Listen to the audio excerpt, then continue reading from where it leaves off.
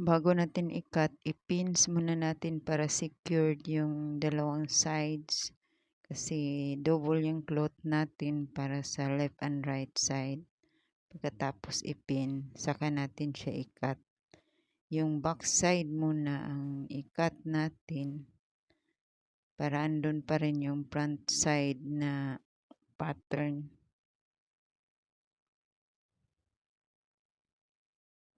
Yung pins, wag muna nating tanggalin para sa front pattern natin. Pagkatapos lipat natin yung cut nating back pattern doon sa hindi pa natin na-cut para doon na ilipat natin yung turn sa front. Bago natin siya i-cut, kunin natin yung center.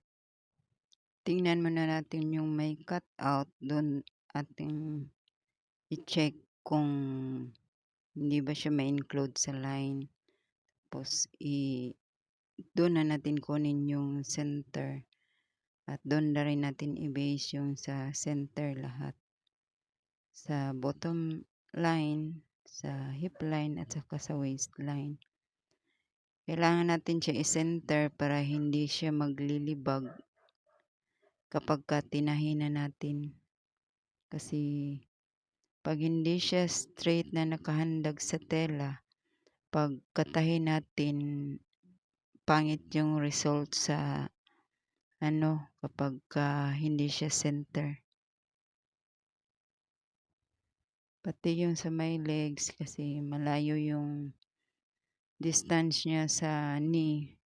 Kailangan i-sure muna natin na naka-center siya tapos i-pin bago natin siya ilipat yung mga lines ng pattern natin sa harap.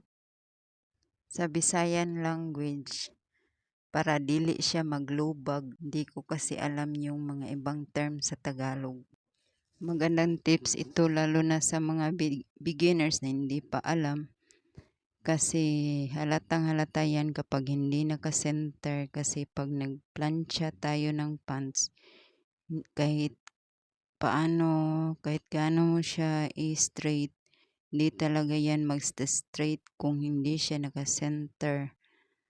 Kapag nag-cut ng tela na hindi naka-center. Yung base sa pagsukat,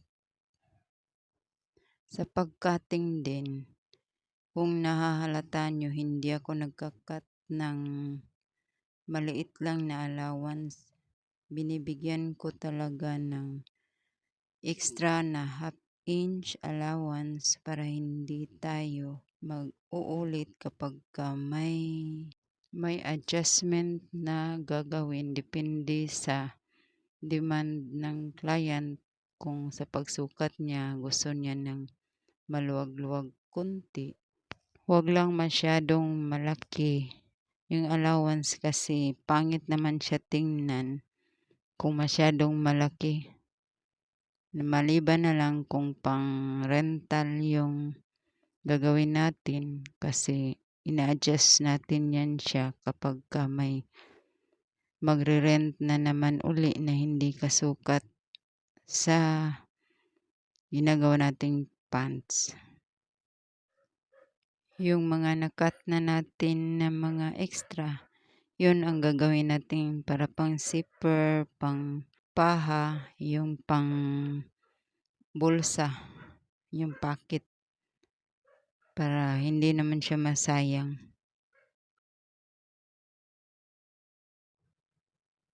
Yan yung pang apuro ko sa zipper. Tapos yung ibang mga extra, yun ang ginagawa ko, yung mga straight, ginagawa ko sa pang pocket saka sa belt.